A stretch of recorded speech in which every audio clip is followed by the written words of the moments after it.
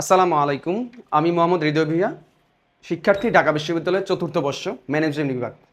আজকে আমরা হিসাব বিজ্ঞানের নবম ও দশম শ্রেণী হিসাব বিজ্ঞানের গুরুত্বপূর্ণ একটি চ্যাপ্টার নিয়ে আলোচনা করব, যেটা হচ্ছে লেনদেন।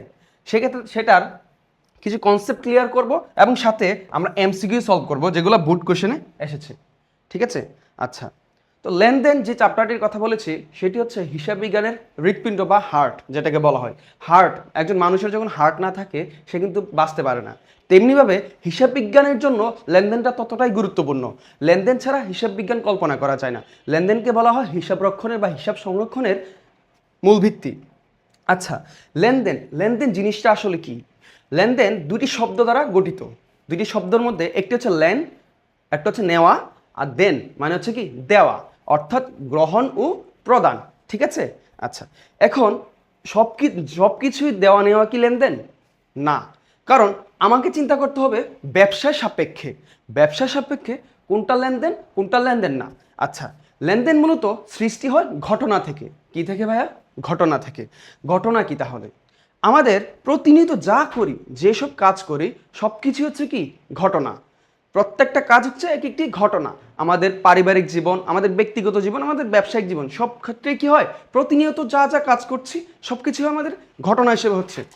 আচ্ছা, এই ঘটনাগুলোর কিছু হচ্ছে লেনদেন আর কিছু হচ্ছে কি ঘটনা বা অর্থাৎ অলেনদেন। এখন কোনগুলা লেনদেন? যেগুলোর সাথে অর্থ সম্পর্কিত, অর্থাৎ অর্থে বা টাকার সাথে কানেক্টেড, সেগুলো হচ্ছে আমাদের লেনদেন। এখন ব্যবসায়ের ক্ষেত্রে আমরা যেহেতু বিজনেস স্টুডেন্ট, ব্যবসায়ের ক্ষেত্রে চিন্তা করব। তুমি অ্যাজ এ বিজনেস স্টুডেন্ট হিসেবে চিন্তা করবে ব্যবসায়ের ক্ষেত্রে, তুমি একজন ব্যবসায়ী। সো সেই ক্ষেত্রে কোনগুলা লেনদেন? যেসব ঘটনা অর্থের সাথে কানেক্টেড, আমার ব্যবসায়ের অর্থকে কি করবে? প্রভাবিত করবে, টাকা হ্রাস বৃদ্ধি করবে। যে সকল ঘটনা আমার ব্যবসায়ের অর্থের কি করবে? প্রভাবিত করবে, সেগুলো হচ্ছে লেনদেন। আচ্ছা, তাহলে কি হবে? যেমন আমি যদি বলি আপ্যায়ন।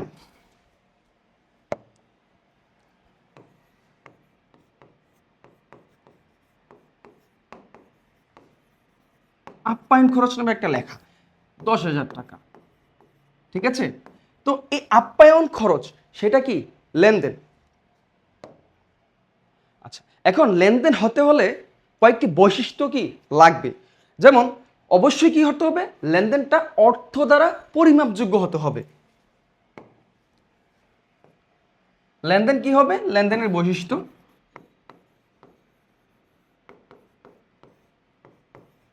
অর্থের অঙ্ক দ্বারা পরিমাপযোগ্য।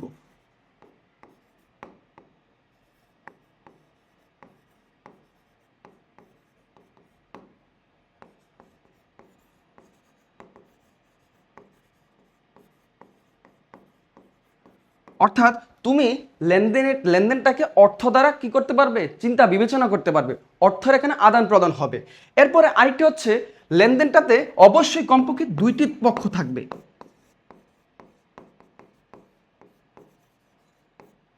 লেনদেনে কি থাকবে? কমপক্ষে দুইটি পক্ষ, অর্থাৎ একজন দিবে আরেকজন কি করবে? নিবে, বা একজন প্রদান করবে আরেকজন গ্রহণ করবে।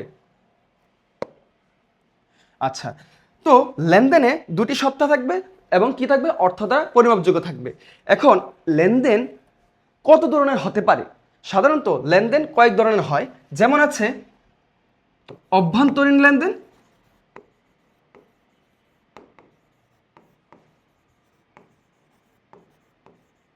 আরেকটি হচ্ছে বাহ্যিক।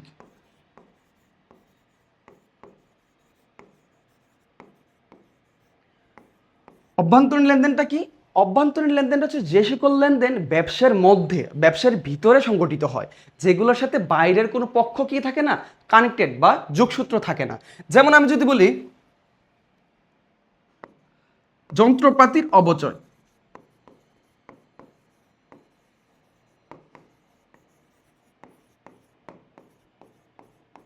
1,000 টাকা। যন্ত্রপাতির অবচয়, যন্ত্রপাতি একটি ব্যবসার সম্পদ, সেটির অবচয় ধরা হয়েছে 1,000 টাকা। সেক্ষেত্রে এটি কিন্তু ব্যবসার কোনো বাইরের লোকের সাথে বা ব্যবসার যে তৃতীয় পক্ষ তাদের সাথে কানেক্টেড না, বা তাদের সাথে যোগসূত্র নেই, সেজন্য সেটি হচ্ছে একটি অভ্যন্তরীণ লেনদেন।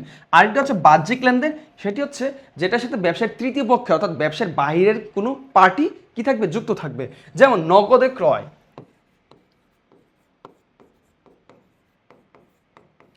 নগদে ক্রয়। সো নগদে ক্রয়, ক্রয় বিক্রয় কার সাথে সম্পাদিত হয়?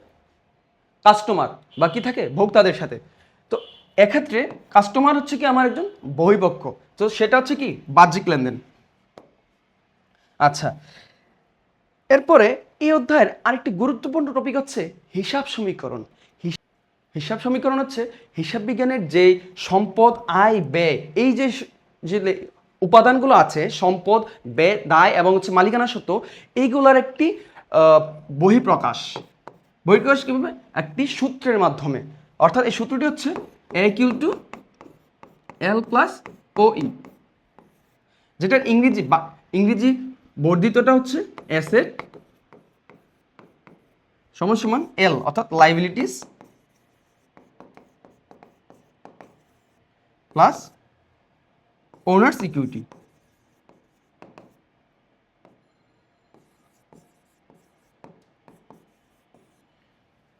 আচ্ছা, তো এক্ষেত্রে হিসাব সমীকরণের মূল যে তিনটি উপাদান সেটি হচ্ছে সম্পদ,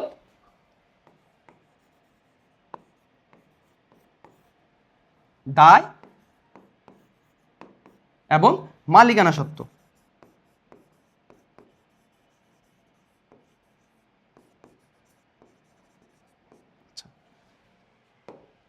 আচ্ছা ভাইয়া, তো আজকে আমরা মূলত কিছু এমসিকিউ সলভ করব, যেগুলো হচ্ছে প্রিভিয়াস ইয়ারে আমাদের ভোট পরীক্ষাতে এসেছিল। ঠিক আছে, তো আমি সরাসরি প্রশ্নে চলে যাচ্ছি।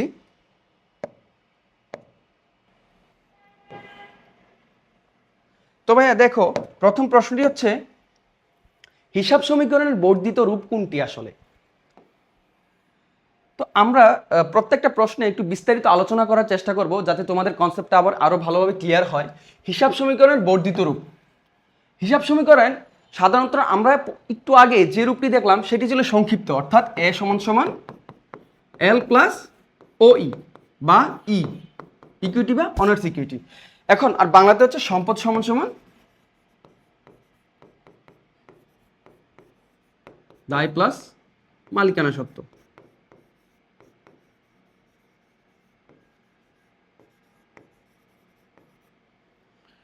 এটি হচ্ছে হিসাব সমীকরণ সংক্ষিপ্ত রূপ। এখন আমরা জানি হিসাব সমীকরণের উপাদান হচ্ছে তিনটি: সম্পদ, দায়, মালিকানা সত্ত্ব। এক্ষেত্রে সম্পদ ব্যবসায় চলতি সম্পদ এবং হচ্ছে কি থাকে, স্থায়ী সম্পদ থাকে। তেমনিভাবে দায়ের ক্ষেত্রেও চলতি দায় এবং কি স্থায়ী দায় অর্থাৎ দীর্ঘমেয়াদী দায়। এক্ষেত্রে শুধু বর্ধিত রূপ বলতে বোঝাচ্ছে একটি উপাদান হিসাব সমীকরণ যেহেতু হচ্ছে মালিকানা সত্ত্ব, এটাকে প্রভাবিত করে চারটি টোটাল কি অংশ আছে, চারটি উপাদান আছে, যেটা হচ্ছে কি মালিকানা সত্ত্বকে প্রভাবিত করে। যেমন সেগুলো হচ্ছে মূলধন, একটি হচ্ছে আয়, আরেকটি হচ্ছে ব্যয় এবং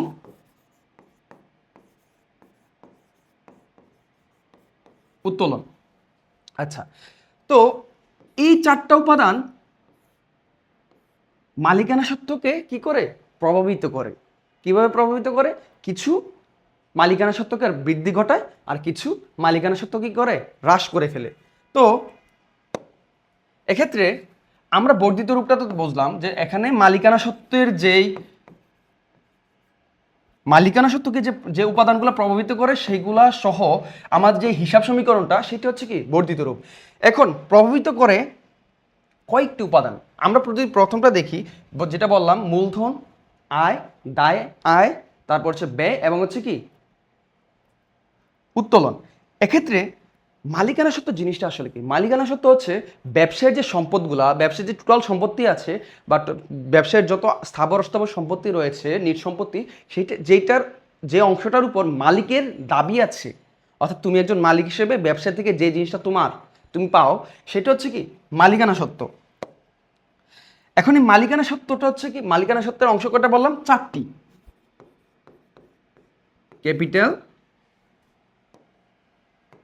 ক্যাপিটাল, রেভিনিউ, অর্থাৎ ক্যাপিটাল মানে মূলধন, রেভিনিউ মানে হচ্ছে কি আয়, এক্সপেন্স, আর হচ্ছে ড্রয়িংস বা এটাকে বাংলাতে বলা হচ্ছে কি উত্তোলন।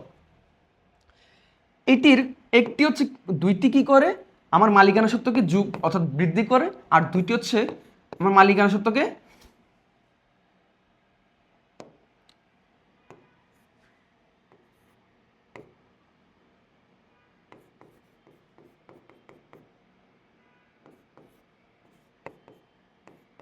অর্থাৎ দুইটি আমার মালিকানা সত্ত্বকে বাড়ায়, দুইটি আমার মালিকানা সত্ত্বকে কমাই ফেলে। এক্ষেত্রে আমরা যদি সূত্রটা তাহলে লিখি, সূত্রটা হবে এ সমান সমান এল প্লাস ও ই, যেটার ব্র্যাকেটে আমরা লিখব সি প্লাস আর মাইনাস ই মাইনাস ডি।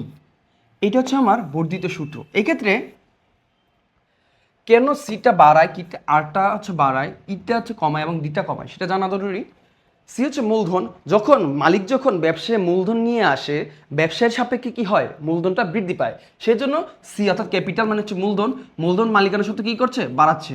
এরপরে আয় কি, আয়টা হচ্ছে যখন তুমি নগদে বা বাকিতে ক্রয় বিক্রয় হয়, ব্যবসা যখন তার ব্যয় সরবরাহ করার ফলে যে একটা আয় হয়, তার যে একটা ইনকাম হয়, সেটা হচ্ছে কি করে, ব্যবসায় আসে। অর্থাৎ ব্যবসা কি করে, তার নিজ যে সম্পত্তি সেটাকে বৃদ্ধি করে। সেই জন্য রেভিনিউ কি করে, আমার মালিকানা সত্ত্বকে বৃদ্ধি করে। এরপরে ই মানে এক্সপেন্স, অর্থাৎ এটাকে বলা হয় কি ব্যয়। ব্যয়ের ফলে কি হয়, ব্যয়ের ফলে আমার মালিকানা সত্ত্ব কমে যায়। কিভাবে কমে, যখন ধরো তুমি তোমার কর্মচারীকে বেতন দিবা 10,000 টাকা, সেক্ষেত্রে কি হবে, তোমার ব্যবসা থেকে টাকা কমে যাবে না? অর্থাৎ টাকা কমে যাওয়া মানে কি, তোমার মালিকানা সত্ত্ব থেকে টাকা কমে যাচ্ছে। সেজন্য ই অর্থাৎ এক্সপেন্সটা কি করে, আমার মালিকানা সত্ত্বকে কমিয়ে দেয়। এরপর হচ্ছে ড্রয়িংস বা উত্তোলন। উত্তোলন হচ্ছে মালিক তার নিজের কোনো প্রয়োজনে, অর্থাৎ ব্যবসায়ের কোনো স্বার্থ এখানে থাকবে না, নিজের প্রয়োজনে বা নিজের ব্যক্তিগত কারণে যদি ব্যবসা থেকে কোনো কিছু নিয়ে যায়, সেই জিনিসটা হচ্ছে কি উত্তোলন। সেটা টাকা হতে পারে, সেটা পণ্য হতে পারে। অর্থাৎ ব্যবসা থেকে নিজের অর্থাৎ ব্যবসার স্বার্থ ছাড়া বা ব্যবসার উদ্দেশ্যে ছাড়া অন্য কোনো কারণে, ব্যবসায় অর্থাৎ মালিকের নিজের কারণে যদি কোনো কিছু নিয়ে যায়, সেটা হচ্ছে কি ড্রয়িংস বা উত্তোলন। এখন এটা নিয়ে যাওয়ার ফলে কি হবে, ব্যবসা থেকে কমে যাচ্ছে না, টাকা নিয়ে গেলে টাকা কমে যাচ্ছে, পণ্য নিয়ে গেলে কি পণ্য কমে যাচ্ছে। সেজন্য ড্রয়িংসের কারণে আমার মালিকানা সত্ত্ব কি হয়, হ্রাস পায়। আচ্ছা, এখন আমরা এখানে আমাদের যে অপশনগুলো আছে আমরা দেখি। আমরা দেখলাম আমাদের যে বর্ধিত রূপ সেটি হচ্ছে এ সমান সমান এল প্লাস ও ই, যেটার বর্ধিত রূপ হচ্ছে এ সমান সমান এল প্লাস সি প্লাস আর মাইনাস ই মাইনাস ডি। তো ভাইয়া এখানে আমাদের অপশনগুলোর মধ্যে প্রথমটা হচ্ছে এ সমান সমান এল প্লাস সি প্লাস আর প্লাস ই এক্স অর্থাৎ এক্সপেন্স। সো এটা হচ্ছে কি ভুল উত্তর, কারণ আমরা জানি এক্সপেন্স যেটা ব্যয় আমার মালিকানা সত্ত্বকে কমিয়ে দেয়, তাহলে সেটা হচ্ছে কি ভুল উত্তর, এটা হবে না। এরপর হচ্ছে এ সমান সমান এল প্লাস সি প্লাস আর মাইনাস ই প্লাস ডি অর্থাৎ ড্রয়িংস। তো এটাও কি ভুল উত্তর, কারণ ড্রয়িংস বা উত্তোলনের কারণে আমার মালিকানা সত্ত্ব কমে যায়। এরপরে গ এ সমান সমান এল প্লাস সি প্লাস আর মাইনাস ই মাইনাস ডি, অর্থাৎ এটা হচ্ছে সঠিক, কারণ আমার বর্ধিত রূপে মালিকানা সত্ত্বকে ভেঙে 4টি অংশে ভাগ করা হয়, যার তার একটি হচ্ছে মূলধন, একটি হচ্ছে আয় বা রেভিনিউ, একটি হচ্ছে এক্সপেন্স বা হচ্ছে ব্যয়, আর একটি হচ্ছে ড্রয়িংস বা উত্তোলন। তো এখানে এটি হচ্ছে কি সঠিক উত্তর, আমার এক্সপেন্স এবং ড্রয়িংস বা ব্যয় এবং উত্তোলন আমার মালিকানা সত্ত্বকে কমিয়ে দেয়, আর সি এবং আর অর্থাৎ মূলধন এবং হচ্ছে কি রেভিনিউ আমার মালিকানা সত্ত্বকে বাড়িয়ে দেয়। সো আমাদের সঠিক উত্তর হচ্ছে কোনটা, গ। আমাদের দ্বিতীয় প্রশ্নে যদি যাই, এই যে দেখো একটু আগে আমরা আলোচনা করেছি যে আমাদের মালিকানা সত্ত্বকে কোন উপাদানগুলা কি করে প্রভাবিত করে। এখানে আমরা জানি কি ভাইয়া, বলে লিখে ফেলো। আমরা জানি মালিকানা সত্ত্বকে প্রভাবিত করে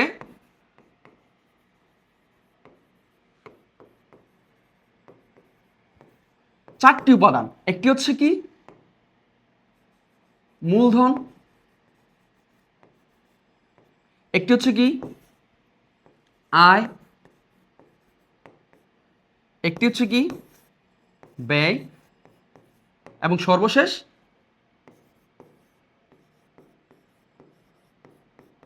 উত্তোলন। এখন আমরা দেখব আসলে কোনটার কারণে আমার মালিকানা সত্ত্ব প্রভাবিত হচ্ছে। এখানে যে চারটা বললাম, এই চারটার মধ্যে কোনটা এখানে আছে। তো দেখি ঋণ গ্রহণ। ঋণ গ্রহণ, ঋণ গ্রহণ করলে কি হয় ভাইয়া? ঋণ, ঋণ হচ্ছে কি একটা দায়, দীর্ঘমেয়াদী দায়। তো যদি ঋণ যদি দীর্ঘমেয়াদী দায় হয় তাহলে এটাকে দায়কে প্রভাবিত করছে। ঋণ যখন গ্রহণ করবে ঋণ আসবে, অর্থাৎ তোমার এখানে যদি ঋণ গ্রহণ টাকা, তোমার এখানে সম্পদটা বৃদ্ধি পাবে এবং কি হবে সাথে দায় বৃদ্ধি পাবে। এখানে কিন্তু মালিকানা সত্ত্ব কি হচ্ছে না, বৃদ্ধি বা হ্রাস ঘটছে না, অর্থাৎ এখানে কোনো প্রভাবিত হচ্ছে না। প্রভাবিত হওয়া মানে কি, হ্রাস বৃদ্ধি হবে। সো এখানে কিন্তু কি হচ্ছে না, ঋণ গ্রহণের কারণে আমার মালিকানা সত্ত্ব কোনো প্রভাব ফেলছে না। ঋণ হচ্ছে একটা দায়, দায় গ্রহণ করার ফলে আমার দায় বৃদ্ধি পাচ্ছে এবং আমার যে দায়টা আমি নগদ টাকা যদি গ্রহণ করি তাহলে নগদ কি হবে, সম্পদটা বৃদ্ধি পাবে। এখানে কিন্তু মালিকানা সত্ত্ব প্রভাবিত হচ্ছে না। এরপরে যে অপশনটা সেটা হচ্ছে যন্ত্রপাতি ক্রয়। যন্ত্রপাতি কি ভাই, একটা সম্পদ, সম্পদ ক্রয় করার ফলে আমার সম্পদ বাড়ছে, একই সাথে সম্পদ আমি যদি নগদে ক্রয় করি নগদ টাকা কি হবে, হ্রাস পাবে। আবার যদি আমি বাকিতে ক্রয় করি আমার দেনাদার কি হবে, বাড়বে। তার মানে হচ্ছে এখানে কি হচ্ছে,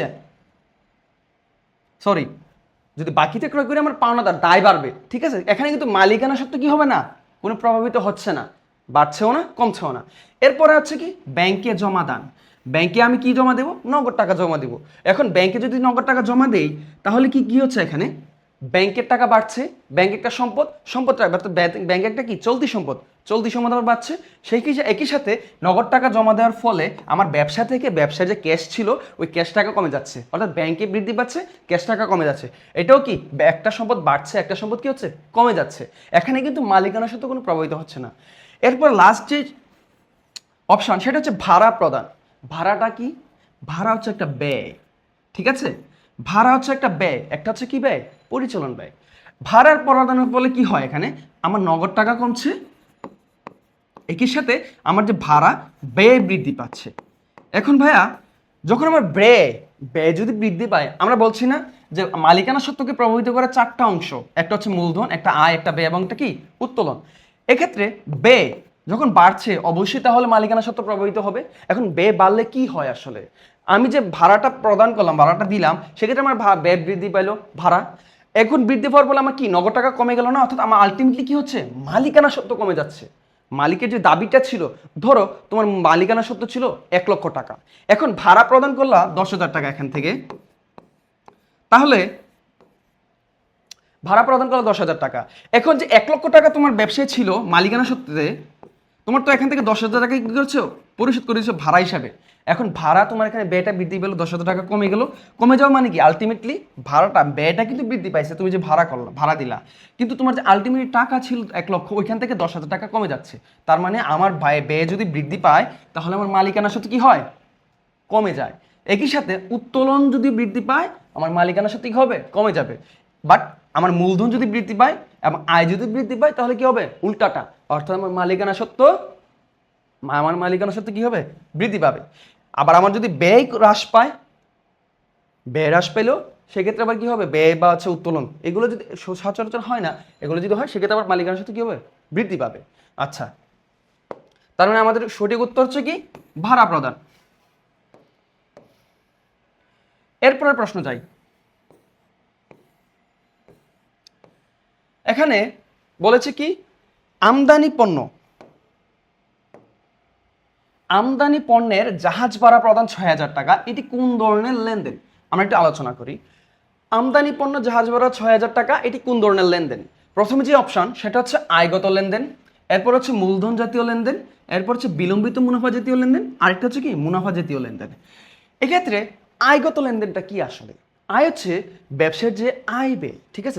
সাধারণত ব্যবসার যে আয়ের সাথে সম্পর্কিত যে ব্যয়গুলো হয়, যে ব্যয়গুলো সাধারণত হয় সেগুলো হচ্ছে কি আয়গত লেনদেন বা আয়গত লেনদেন। এখন দেখো এটা তুমি কি করেছো, আমদানি পণ্য মানে কি, তুমি এটা ক্রয় করে এনেছো না, ব্যয় করেছো। সো এটা ক্রয় করে আনার ফলে যে তোমাকে একটা চার্জ দিয়েছে কি জাহাজ ভাড়া, ওইটা হচ্ছে কি এটা একটা লেনদেন, বাট এটা কি আয়গত লেনদেন হবে, এটা কি আয়ের সাথে কানেক্টেড না, তাহলে আমার অপশন এ কি হবে না। এরপরে মূলধন জাতীয় লেনদেন, মূলধন হচ্ছে কি দীর্ঘমেয়াদী, যে আসলে মূলধন মানে সম্পত্তি বা দায়, ওইগুলোর যাতে কি থাকবে, কানেক্টেড থাকবে, যেগুলো হচ্ছে কি মূলধন জাতীয় লেনদেন। আমার কি থাকবে, দীর্ঘমেয়াদী একটি লেনদেন থাকবে, যন্ত্রপাতি ক্রয়, আসবাবপত্র ক্রয়, হ্যাঁ। এটা হচ্ছে কি আমদানি পণ্য জাহাজ ভাড়া, এটা কি স্বল্প মেয়াদী না, এটা কি তুমি এটা কি বছরে বা 2 বছর 1 বছর পরে একবার দাও, এমন না, এটা হচ্ছে কি সব সময় হবে। সেটা এটা হচ্ছে কি মূলধন জাতীয় লেনদেনও না। এরপরে বিলম্বিত মুনাফা জাতীয় লেনদেন। আচ্ছা, বিলম্বিত মুনাফা জাতীয় লেনদেনটা কি? যে লেনদেনটা করার ফলে অর্থাৎ তুমি ওইটা যে ব্যয়টা করবা, মানে মুনাফা জাতীয় লেনদেনটা হচ্ছে একবার ওই লেনদেনটা করার ফলে তুমি একাধিক বছর কি পাবা, সুবিধা পাবা ওইটা থেকে, বা একাধিক বছর আর দিতে হবে না। ওইটা হচ্ছে বিলম্বিত মুনাফা জাতীয় লেনদেন। অর্থাৎ যেমন ধরো 4 বছরের জন্য বিজ্ঞাপন প্রদান, বিজ্ঞাপনের ব্যয় প্রদান, সেটা হচ্ছে একটা বিলম্বিত মুনাফা জাতীয় লেনদেন। এটা তো হচ্ছে কি প্রদান করা না ভাইয়া, এত টাকা প্রদান, সেটা তো নগদ, তার মানে এটা কি বিলম্বিত মুনাফা জাতীয় লেনদেন নয়। এরপরে যদি আসি লাস্ট যে অপশন, সেটা হচ্ছে কি মুনাফা জাতীয় লেনদেন। মুনাফা জাতীয় লেনদেন হচ্ছে কি, যেটা আমার মুনাফার সাথে, অর্থাৎ যে ব্যয়টা করার বা যে লেনদেনটা হওয়ার ফলে আমার মুনাফার সাথে কানেক্টেড থাকবে, আয় ব্যয়ের সাথে কানেক্টেড থাকবে, সেটা হচ্ছে আমার মুনাফা জাতীয় লেনদেন, স্বল্প মেয়াদী লেনদেনগুলো হয়। তো সেই জন্য আমদানি পণ্যের যে জাহাজ ভাড়া 6,000 টাকা, সেটা হচ্ছে আমার কি, সেটা হচ্ছে আমার মুনাফা জাতীয় লেনদেন। আমরা যদি এর পরের প্রশ্নে যাই, দেখো 4 নম্বর প্রশ্নে এখানে বলেছে যদি প্রদেয় হিসাবে টাকা পরিশোধ করা হয় তবে হিসাব সমীকরণে কি প্রভাব ফেলে। আচ্ছা, কি প্রভাব পড়ে? প্রদেয় হিসাব কি ভাইয়া? প্রদেয় হিসাব হচ্ছে পাওনাদার, অর্থাৎ যে তোমার থেকে টাকা পাবে, অর্থাৎ যে তোমার থেকে কি পাবে, টাকা পাবে। তুমি হয়তো ক্রয়ের করার কারণে বা তুমি ধারে একটা লেনদেন করেছো, ধারে ক্রয় করেছো বা যেটাই, সেটার কারণে সে তোমার থেকে কিভাবে টাকা পাবে। এখন প্রদেয় হিসাবে একটা কি ভাইয়া, দায়। প্রদেয় হিসাবে কি চলতি দায়, স্বল্প মেয়াদী দায়। সাধারণত ক্রয় আমরা কি করি, সাধারণত সবসময় ব্যবসায়ের ক্ষেত্রে প্রতিনিয়ত ক্রয় বিক্রয় হয়। সো এটা হচ্ছে যেহেতু প্রতিনিয়ত লেনদেনটা হচ্ছে সবসময় হচ্ছে স্বল্প মেয়াদী, সেটা হচ্ছে কি এইটার কারণে যে দায়টা সৃষ্টি হয় সেটা হচ্ছে স্বল্প মেয়াদী দায়, অর্থাৎ প্রদেয় হিসাব হচ্ছে এখানে একটা স্বল্প মেয়াদী দায়। এই স্বল্প মেয়াদী দায়ের ফলে আমার হিসাব সমীকরণে কি প্রভাব ফেলবে, অর্থাৎ হিসাব সমীকরণ কোনটা, এ সমান সমান এল প্লাস ও ই বা ই, অর্থাৎ দায় সমান আয়, সম্পদ সমান সমান দায় প্লাস মালিকানা সত্ত্ব। এটাতে আসলে কি প্রভাব ফেলবে, এটা কোনটা হ্রাস বৃদ্ধি ঘটবে এটা বলছে। এখন প্রদেয় হিসাবে টাকা পরিশোধ মানে কি, তুমি তোমার পাওনাদারকে টাকা পরিশোধ করে দিয়েছো। তোমার পাওনা, ধরো জাস্ট একটা এক্সাম্পল হিসেবে, উদাহরণ হিসেবে ধরো সে 10,000 টাকা পাওনা ছিল। এখন তুমি যদি 10,000 টাকা তাকে পরিশোধ করো, তাহলে কি হবে, তার যে পাওনাটা সেটা কমে যাবে না, কমে যাবে। একই সাথে আরেকটা কি হবে, তোমার যে নগদ টাকা ছিল ব্যবসায়ী, তুমি তো পরিশোধ করবা তো টাকা, সে যে টাকাটা তোমার ছিল ওই টাকাটাও কিন্তু কি হচ্ছে, কমে যাচ্ছে। তো সেক্ষেত্রে আমরা দেখি অপশনগুলোতে কি আছে, সম্পদ বৃদ্ধি, দায় হ্রাস। এখন সম্পদ কি এখানে বৃদ্ধি হচ্ছে, আমার যে নগদ টাকা আমি পরিশোধ করে দিচ্ছি, আমার নগদ টাকা কমে যাচ্ছে, তার মানে আলটিমেটলি আমার সম্পদটা কমছে। তো প্রথম যে অপশনটা সেটা বাদ, কারণ দায় হ্রাস হচ্ছে কিন্তু আমার সম্পদটাও কি হচ্ছে, হ্রাস। আমরা দেখি কোন অপশন এটা আছে, তার মানে এটা কি অ্যান্সার না। এরপর হচ্ছে সম্পদ হ্রাস, দায় বৃদ্ধি। সম্পদ হ্রাস, দায় বৃদ্ধি। সম্পদ কিন্তু আমাদের এখানে হ্রাস হচ্ছে, কিন্তু দায় কি বৃদ্ধি হচ্ছে না, দায়টাও কি হচ্ছে, হ্রাস হচ্ছে। এরপরে দেখি সম্পদ বৃদ্ধি, দায় বৃদ্ধি, এটা কিন্তু অ্যান্সার না, কারণ আমার নগদ টাকা আমি যখন প্রদেয় হিসাবে পরিশোধ করছি নগদ টাকা, আমার সম্পদ কমে যাচ্ছে এবং কি হচ্ছে, দায়ও কমে যাচ্ছে। লাস্টের যে অপশনটা সেটা হচ্ছে সম্পদ হ্রাস এবং দায় হ্রাস। আমাদের উত্তর হচ্ছে কোনটা, ঘ।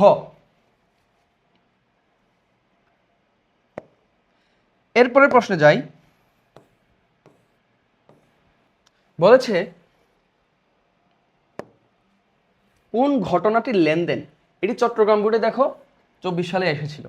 তো কোন ঘটনাটির লেনদেন, এখানে প্রথমটা আমরা বলেছিলাম কি লেনদেন হতে হলে কি হতে হবে, অর্থ দ্বারা পরিমাপযোগ্য হতে হবে, তারপর এটা দুইটা পক্ষ থাকবে, এটা সংশয়পূর্ণ আলাদা হবে, এরকম থাকবে কতগুলো আমরা কি থাকবে, বৈশিষ্ট্য থাকবে।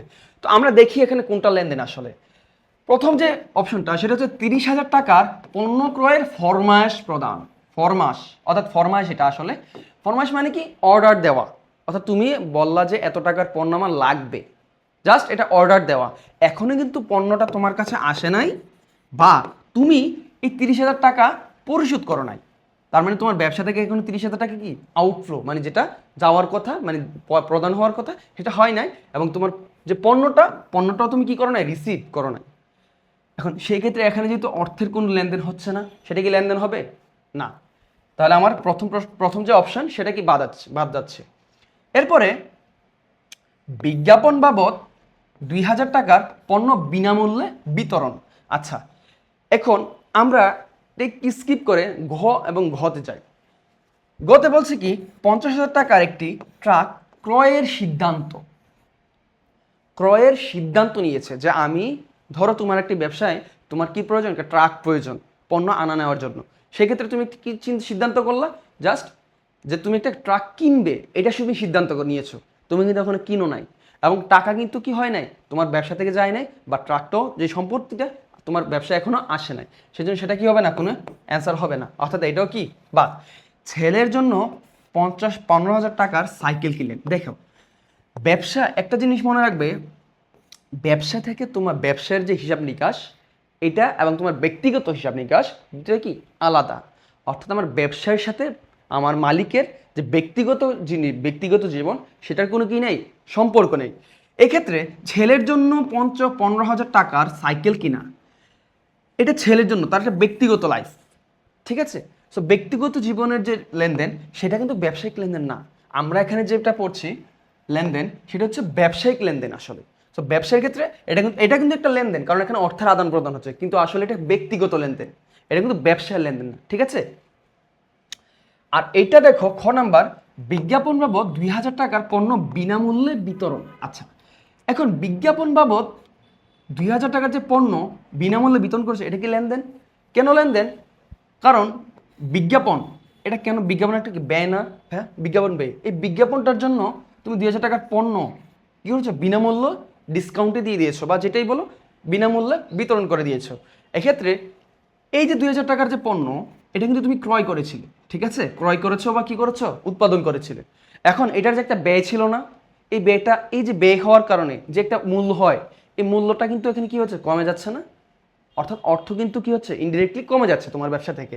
2,000 টাকার পণ্য কিন্তু কি হয়ে যাচ্ছে, চলে যাচ্ছে, ঠিক আছে। তুমি বিনামূল্যটা দিয়ে দিচ্ছ, তার মানে কি তোমার এখানে একটা কি হচ্ছে, ব্যয় হচ্ছে না।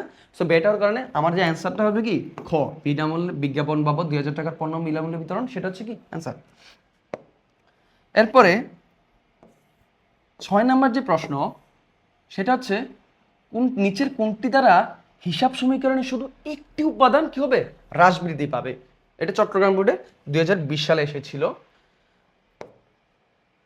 তো আমরা জানি হিসাব সমীকরণে মেইন উপাদান কয়টি, 3টি। একটা হচ্ছে এ, অর্থাৎ সম্পদ, ওকে। 2 নম্বর হচ্ছে কি এল, দায়। আর একটা হচ্ছে কি ও ই, অনার্স ইকুইটি বা মালিকানা সত্ত্ব।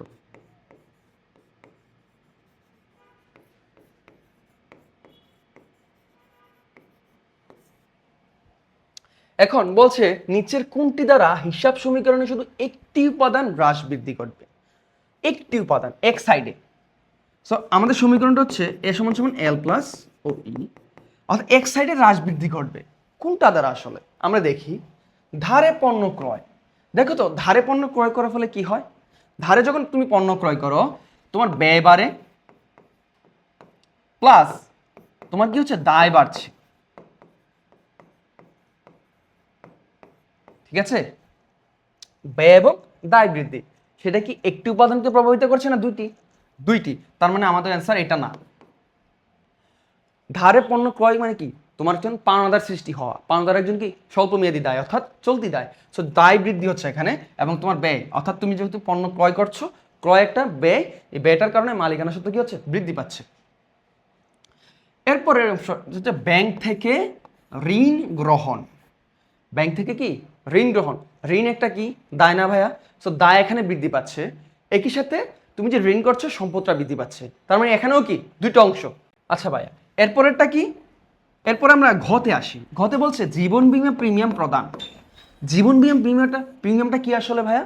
জীবন বীমা প্রিমিয়ামটা হচ্ছে ব্যবসায় যখন তার ঝুঁকি, যে ঝুঁকিগুলো থাকে, তার মালামাল নষ্ট হয়ে যাওয়ার ঝুঁকি, মানুষের যে কর্মচারী থাকে তাদের যে ঝুঁকিগুলো থাকে, জীবনের ঝুঁকি, ওইগুলো ঝুঁকিগুলো রিডিউস, মানে অর্থাৎ এই এই যে ঝুঁকিগুলা কিছুটা কমানোর জন্য সাধারণত বিভিন্ন বড় বড় প্রতিষ্ঠান, যেগুলো বীমা প্রতিষ্ঠান, সেগুলোর সাথে কি করে, সেগুলোতে কি করে তারা বিমা স্কিম খুলে। এখন ওইটার জন্য মাসে মাসে বা কোনো একটা নির্দিষ্ট সময় পর পর কী করতে হয়, একটা নির্দিষ্ট পরিমাণ অর্থ তাদেরকে পরিশোধ করতে হয়। এটা একটা ব্যয় আসলে। সো এই ব্যয়টা হচ্ছে পরিচালন ব্যয়। এখন এই ব্যয়টার ফলে কি হয় এখানে ভাইয়া, এই ব্যয়টার ফলে আমার নগদ টাকা কমে যায়, প্লাস আমার যে ব্যয়টা হচ্ছে ব্যয় বৃদ্ধি পায়, নগদ হয় মাইনাস, অর্থাৎ আমার সম্পদটা কমে, আমার এ হচ্ছে মাইনাস, আর হচ্ছে কি ব্যয়টা বৃদ্ধি পায়, যার কারণে আমার ওই অর্থাৎ ওনার সিকিউরিটি কি হয় মাইনাস হয়। দুইটা কিন্তু আমার কি হচ্ছে এখানে হ্রাস হচ্ছে। তার মানে আমার এখানে বলছে কি একটি মাত্র উপাদান হ্রাস বৃদ্ধি পায়, এখানে কিন্তু কি হচ্ছে দুইটা হয়ে যাচ্ছে। তার মানে এটাও কি উত্তর না। এরপরে হচ্ছে কি যে ঘ নাম্বারে বিনামূল্যে পণ্য বিতরণ।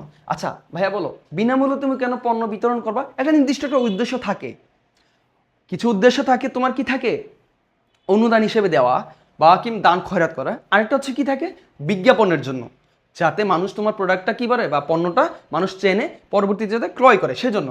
এখন এই বিনামূল্যে পণ্য বিতরণের যে কারণ, এটার ফলে এখন যে তুমি যে পণ্যটা বিতরণ করছো, এই পণ্যটা কিন্তু কি করেছিলে তুমি ক্রয় করেছিলে না, ক্রয় করেছিলে বা তুমি তৈরি করেছিলে, এটা যে একটা ব্যয় হয়েছিল বা ধরো তুমি ক্রয় করেছিলে। আমরা কি করছি, আমরা আছে ক্রয় বিক্রয় যে প্রতিষ্ঠান সেটাকে আমরা ফলো করছি। এখন বিনামূল্যে পণ্য বিতরণ করলে তার মানে তুমি অবশ্যই পণ্যটা ক্রয় করেছিলে। পণ্য যদি তুমি ক্রয় করো তার মানে কি তখন একটা ব্যয় হয়েছিল তোমার ক্রয়ের। ধরো সে ফর এক্সাম্পল তুমি 20,000 টাকার কি করেছিলে পণ্য ক্রয় করেছো। আচ্ছা এখন 20,000 টাকার পণ্য ক্রয় করার ফলে তোমার ক্রয় এখানে বৃদ্ধি পেয়েছিল, মানে ব্যয় বৃদ্ধি পেয়েছিল। ব্যয় বৃদ্ধি মানে কি আমার ওই অর্থাৎ ওনার সিকিউরিটি বা মালিকানা সত্ত্বটা কি ছিল মাইনাস। ব্যয় বৃদ্ধি পেলে কি হয় আমার মালিকানা সত্ত্ব কমে যায়, মালিকানা সত্ত্ব কমে গিয়েছিল। এবার আরেকটা হয়েছিল কি নগদ টাকা, ওইটা আমরা এখানে আসি না। এবার বলছে বিনামূল্যে যখন পণ্য বিতরণ করে দিলে তত ক্রয় থেকে তো কমে গেছে 2,000 টাকার পণ্য, 2,000 টাকার পণ্য তো আর তোমার ব্যবসায় নাই, তার মানে 2,000 টাকা এখানে ক্রয়, ব্যয়টা কমে গেল না, কমে গেল। একই সাথে এখন এই বিনামূল্যে পণ্য বিতরণের উদ্দেশ্য হচ্ছে কি বিজ্ঞাপন। আসলে এটা যখন থাকবে তার মানে এটা কি বিজ্ঞাপনের উদ্দেশ্য করা, বা ধরো তুমি কোনো একটা দান দান খয়রাতের জন্য করাছো, তো সেই জন্য কি হবে এটা বিবিধ খরচ হিসাব। আর যদি বিজ্ঞাপনের উদ্দেশ্যে করা হয় তাহলে হবে কি বিজ্ঞাপন ব্যয় অর্থাৎ বিজ্ঞাপন হিসাব। এখন এই দুইটা হচ্ছে কি ব্যয় না, এই দুইটাই কিন্তু কি ব্যয়। যদি ব্যয় হয় তাহলে কি হবে আবার কি ব্যয় বৃদ্ধি পাচ্ছে, ব্যয় বৃদ্ধি পেলে আমার মালিকানা সত্ত্ব যেটা এটা আবার কি হচ্ছে কমে যাচ্ছে। অর্থাৎ এই ব্যয়টা যে কমে গিয়েছিল যার কারণে মালিকানা সত্ত্ব একটু বেড়েছিল 2,000 টাকা, অর্থাৎ ক্রয়টা কমে যাওয়ার কারণে আমার মালিকানা সত্ত্ব বেড়েছিল 2,000 টাকা। একই সাথে আবার বিজ্ঞাপন বা আমার বিবিধ খরচের কারণে যে ব্যয়টা আবার বাড়ছে, এই বাড়ার কারণে আমার মালিকানা সত্ত্ব আবার কি হচ্ছে কমে যাচ্ছে। তার মানে আমাকে যে প্রশ্নটি করেছে নিচের কোনটি দ্বারা হিসাব সমীকরণে শুধু একটি উপাদান হ্রাস বৃদ্ধি পায়, সেটার অ্যান্সার হচ্ছে কি ভাইয়া বিনামূল্যে পণ্য বিতরণ। এরপরের প্রশ্ন যদি যাই, বলেছে উপযোগ খরচ প্রদান 2,000 টাকার জন্য নিচের কোন দলিলটি প্রস্তুত করতে হবে। আচ্ছা আমরা উপযোগ খরচটা আসলে একটু জানি, উপযোগ খরচটা আসলে কি। উপযোগ খরচটা হচ্ছে ব্যবসায়ীকে সচল রাখার জন্য যে ব্যয়গুলো করা হয় সাধারণত, যেটা পণ্য ক্রয় বা বিক্রয়ের সাথে সরাসরি কানেক্টেড থাকবে না, ইনডিরেক্ট যে ব্যয়গুলো হয় সাধারণত, যেমন আপ্যায়ন খরচ, বিদ্যুৎ বিল, অফিস ভাড়া, এই জিনিসগুলো হচ্ছে কি আমার উপযোগ খরচের আন্ডারে পড়ে। আচ্ছা এখন এগুলোর জন্য যে 2,000 টাকা আমি প্রদান করলাম অর্থাৎ আমার যে খরচটা হলো, এটার জন্য কোন দলিলটা আসলে প্রস্তুত করতে হয়। আমরা জানি, আমরা অপশনগুলো একটু দেখি। চালান, চালান কখন করতে হয়, চালান হচ্ছে যখন আমরা বাকিতে ক্রয় বিক্রয় করব, বাকিতে যখন আমরা ক্রয় বিক্রয় করি তখন ওইটাকে আমরা ওইটার যে প্রমাণপত্র হিসেবে যে আমি যে ক্রয় করেছি এটা একটা প্রমাণ হিসেবে, প্রুফ হিসেবে আমরা একটা বিক্রেতা আসলে যে বিক্রি করেছে যে বিক্রেতা সে যে একটা স্লিপ বা একটা রসিদ দেয়, ওই রসিদটাকে বলা হচ্ছে কি চালান। তার মানে এটা কিন্তু আমার কিসের সাথে ক্রয় বিক্রয়ের সাথে সম্পর্কিত না, এটা হচ্ছে আমার একটা ব্যয়। আচ্ছা ভাইয়া তো চালান আমরা জানলাম, চালান কেন প্রস্তুত করা হয়, বাকিতে ক্রয় বিক্রয় এর ফলে একটা প্রমাণপত্র হিসেবে বিক্রেতা যখন ক্রেতাকে দেয়, বিক্রেতা ক্রেতাকে দেয়, এটা হচ্ছে কি চালান। এরপর হচ্ছে ডেবিট ভাউচার। ডেবিট ভাউচার জিনিসটা কি, ডেবিট ভাউচার হচ্ছে যখন আমার ব্যবসায়ে ব্যয়গুলা যত ধরনের ব্যয় থাকবে ওই ব্যয়গুলা লিপিবদ্ধ করার যে একটা প্রমাণপত্র সেটা হচ্ছে কি ডেবিট ভাউচার। তার মানে এই যে এখানে উপযোগ খরচ সেটা একটা খরচ বা ব্যয়, এই ব্যয়টাকে আমি যে দলিল অর্থাৎ এই ব্যয়টা আমি যখন লিপিবদ্ধ করব এটার জন্য যে একটা দলিল প্রস্তুত করতে হবে বা যে একটা প্রমাণপত্র প্রস্তুত করতে হবে সেটা হচ্ছে কি ডেবিট ভাউচার। অর্থাৎ আমার ব্যয়গুলা লিপিবদ্ধকরণের জন্য আমার প্রমাণপত্র হিসেবে যেটা থাকবে সেটা হচ্ছে কি ডেবিট ভাউচার। এরপর হচ্ছে ক্যাশ মেমো। গ নাম্বারে আমরা কিন্তু বুঝে গেছি উত্তর হচ্ছে এইটা, আমরা বাকি দুটো একটু আলোচনা করি। ক্যাশ মেমো, ক্যাশ মেমোটা কি ভাইয়া, ক্যাশ মেমো হচ্ছে ওই যে চালানের কথা বলেছি বাকিতে ক্রয় বিক্রয়, এটা হচ্ছে কি ক্যাশ মেমো হচ্ছে নগদে ক্রয় বিক্রয় যখন হবে তখন যেই বিক্রেতা যে পত্র অর্থাৎ পত্রটা দেয় সেটা হচ্ছে কি ক্যাশ মেমো। এরপর হচ্ছে ক্রেডিট ভাউচার। ক্রেডিট ভাউচার কি ভাইয়া? ওই যে ডেবিট ভাউচারের বিপরীত, অর্থাৎ যখন যে ডেবিট ভাউচার হচ্ছে ব্যয়ের জন্য আর ক্রেডিট ভাউচার হচ্ছে যত ধরনের আয় আছে ওইগুলাকে আমার লিপিবদ্ধ করার জন্য যে পত্রটা লাগবে অর্থাৎ যে প্রমাণপত্রটা আমি যে দলিলটা প্রস্তুত করি সেটা হচ্ছে ক্রেডিট ভাউচার। আচ্ছা ভাইয়া, এরপরের প্রশ্ন আমরা যাই। আমাদের উত্তর হচ্ছে কোনটা? Debit voucher. 8 নম্বর প্রশ্ন বলছে কিসের উপর ভিত্তি করে ক্রয় জাবেদা প্রস্তুত করা হয়? আচ্ছা, ক্রয় জাবেদা কোনগুলা? ক্রয় জাবেদা যে প্রস্তুত, এর ক্রয় জাবেদা হচ্ছে আমার যে বাকিতে যে ক্রয়, বাকিতে ক্রয়ের জন্য যে জাবেদা দাখিলে প্রস্তুত করতে হয়, শুধুমাত্র বাকিতে ক্রয়, ঠিক আছে? শুধুমাত্র বাকিতে যে পণ্য ক্রয় করা হয় মূলত, মানে শুধু পণ্য, বাকিতে সম্পদ করে না, শুধুমাত্র বাকিতে যে পণ্য ক্রয় করা হয় সেটার জন্য যে জাবেদা প্রস্তুত করতে হয় সেইটা হচ্ছে কি আমার ক্রয় জাবেদা। আচ্ছা, তাহলে আমি কিন্তু বলে দিয়েছি বাকিতে পণ্য ক্রয়। এখন বলো তো ভাইয়া কোনটার জন্য, তাহলে আমার এটার জন্য তাহলে বলো তো ভাইয়া কোনটা আসলে দরকার বাকিতে ক্রয়ের জন্য? আমি যদি কোনো দলিল জাবেদা কোনটার উপর ভিত্তি করে? আসলে আমার প্রমাণপত্র কোনটা? আমার প্রমাণপত্র হচ্ছে চালান। যখন আমি বাকিতে ক্রয় করি ওইটা প্রমাণপত্র কোনটা থাকে? আসলে চালান থাকে না? চালান। ওই চালানটা কি আমি দেখে তারপর কি করি? আমি ক্রয় জাবেদা প্রস্তুত করি। তাহলে আমার এখানে অ্যান্সার হবে কোনটা? খ, চালান। কারণ ক্যাশ মেমো হচ্ছে নগদে ক্রয় বিক্রয়ের জন্য, ডেবিট ভাউচার হচ্ছে শুধুমাত্র ব্যয়গুলো লিপিবদ্ধ করানোর জন্য, ক্রেডিট ভাউচার হচ্ছে আমার আয়গুলো লিপিবদ্ধ করানোর জন্য, আর চালান হচ্ছে আমার বাকিতে যে ক্রয় করি বিশেষ করে পণ্য ক্রয় সেটা আমার কি করার জন্য, সেটার যে জাবেদা ক্রয় জাবেদা, এই ক্রয় জাবেদা প্রস্তুত করার জন্য আমার চালানটা হচ্ছে কি ভিত্তি, বা এটাকে আমি প্রমাণপত্র হিসেবে রাখি। ওকে,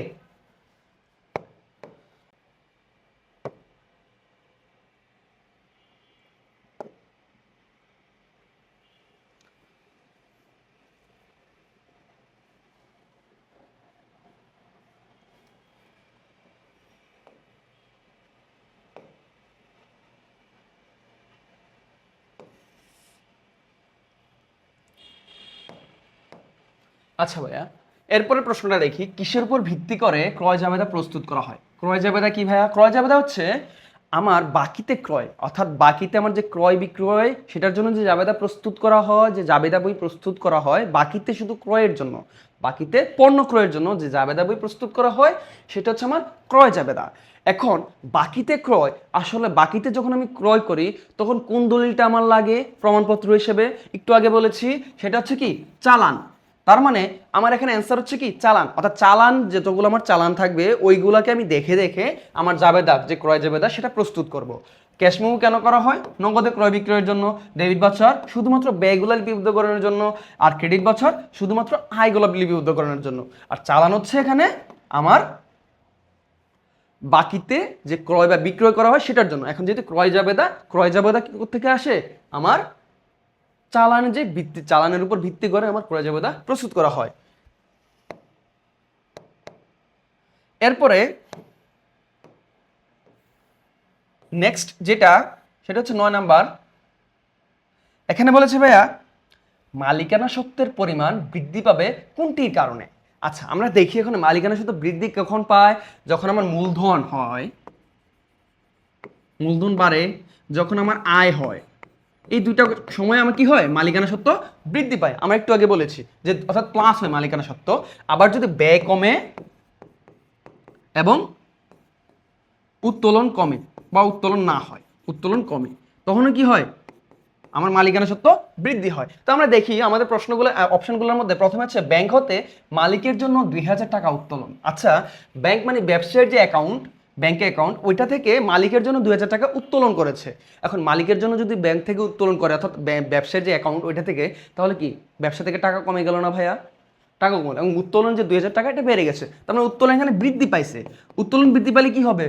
মালিকানা সত্ত্ব কি হয়? কমে যায়। কিন্তু এখানে প্রশ্নে বলেছে মালিকানা সত্ত্ব বৃদ্ধি পাবে কোনটার কারণে? তাহলে আমার অ্যান্সার এটা হবে না। এরপরে খ বলেছে 5000 টাকার আসবাবপত্র ক্রয়, আসবাবপত্র ক্রয় 5000 টাকার। এখন 5000 টাকার আসবাবপত্র ক্রয় করলে আসবাবপত্র একটা সম্পদ, সম্পদটা বৃদ্ধি পাচ্ছে। একই সাথে এই যে 5000 টাকা যে আমি পরিশোধ করছি, মানে 5000 টাকা নগদ টাকা দিয়ে কিনছি, 5000 টাকা নগদ টাকার কারণে আমার নগদ টাকা কমে যাচ্ছে, অর্থাৎ একই সাথে সম্পদ বৃদ্ধি পাচ্ছে আবার সম্পদ কি হচ্ছে, হ্রাস হচ্ছে। তার মানে এটা কিন্তু মালিকানা সত্ত্বের সাথে কি না, কানেক্টেড না। এরপরে একটা বলছে বাকিতে পণ্য বিক্রয় 8,000 টাকা। আচ্ছা ভাইয়া, এখন বাকিতে পণ্য বিক্রয় করলে কি হয়? পণ্য বিক্রয় একটা কি ভাইয়া? পণ্য বিক্রয় হচ্ছে কি একটা কি আয়। পণ্য বিক্রি হচ্ছে কি আয়। আয়টা আয় হলে কি হয় বলেছি, যখন আয় বৃদ্ধি পায় আমার মালিকানা সত্ত্ব কি হয়, বৃদ্ধি পায়। তার মানে এখানে যে বাকিতে পণ্য বিক্রি করার ফলে কোন কোন পক্ষ এখানে আসছে? বাকিতে কার কাছে বিক্রি করি আমি? বাকিতে আমি যার কাছে বিক্রি করি তার নাম হচ্ছে কি দেনাদার। দেনাদার হচ্ছে আমার একটা সম্পদ। যখন আমি বাকিতে বিক্রি করছি, আমার দেনাদার যে সম্পদটা এটা বৃদ্ধি পাচ্ছে, একই সাথে আমার যেই মালিকানা সত্ত্ব অর্থাৎ আয়ের বৃদ্ধি হওয়ার কারণে যে মালিকানা সত্ত্ব সেটাও কি হচ্ছে, বৃদ্ধি পাচ্ছে। তাহলে আমাদের অ্যান্সার হবে কোনটা ভাইয়া? গ। আচ্ছা, এবার আমরা একটু দেখি ঘ নাম্বারে কি বলছে, এটাটাও আমরা দেখে ফেলি। ঘ বলছে নগদে পণ্য ক্রয় 2,000 টাকা। এখন নগদে যখন পণ্য ক্রয় করছি, নগদে 2,000 টাকা আমি পণ্য ক্রয় করলে নগদ টাকা আমার কমে যাচ্ছে। তাহলে 2,000 টাকা আমার এখানে কি হচ্ছে, রিডিউস অর্থাৎ কমে যাচ্ছে, সম্পদ কমে যাচ্ছে। একই সাথে পণ্য ক্রয় করার ফলে আমার কি ক্রয় নামক যে ব্যয়টা, এই ব্যয়টা বৃদ্ধি পাচ্ছে। এই ব্যয়টা বৃদ্ধি পাওয়ার ফলে কি হয়, এই ব্যয়টা বৃদ্ধি পাইলে আমার মালিকানা সত্ত্ব কমে যায়। মালিকানা সত্ত্ব কি হয়, কমে যায়। তার মানে মালিকানা সত্ত্ব এখানে হ্রাস পাচ্ছে। তাহলে আমার অ্যান্সার হচ্ছে কি ঘ। গ, যেটা মালিকানা সত্ত্বের পরিমাণ বৃদ্ধি পাবে কোনটার কারণে, বাকিতে পণ্য বিক্রয় করলে 8,000 টাকা। এরপরে যে প্রশ্ন সেটাতে আমরা যাই।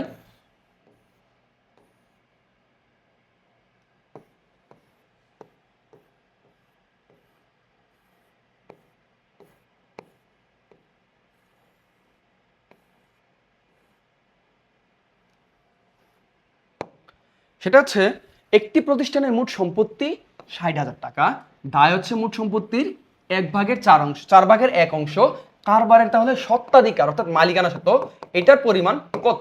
আচ্ছা, আমরা বলেছি না হিসাব সমীকরণটা কি, এ সমান সমান এল প্লাস ও ই।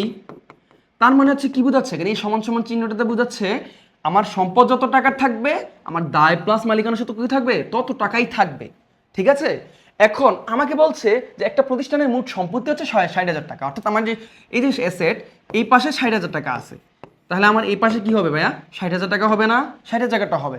এখন বলছে দায় মোট সম্পত্তির কত, 4/1 অর্থাৎ মোট সম্পত্তি আছে কত এখানে, 60,000 টাকা। এ মানে অ্যাসেট মানে সম্পত্তি, সম্পদ আছে কত, 60,000 টাকা। এইটারকে 4 ভাগ করে যে একটা ভাগ হবে, ওই একটা ভাগ হচ্ছে আমার কি দায়। তো আমি যদি এটা 4 দিয়ে ভাগ দেই তাহলে আসতেছে কত আমার, 15,000 টাকা। তার মানে আমার ব্যবসায়ে, এদিকে লিখি,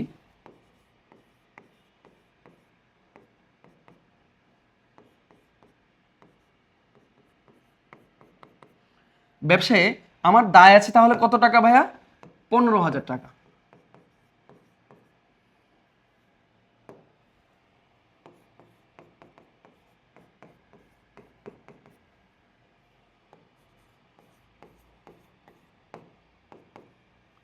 কিভাবে পাইলাম এটা, বলেছে মোট সম্পত্তির 4/1, এটাকে 4 দিয়ে যখন আমি ভাগ করব আমার 1 ভাগ কত আসবে, 15,000। এটা হচ্ছে আমার দায়।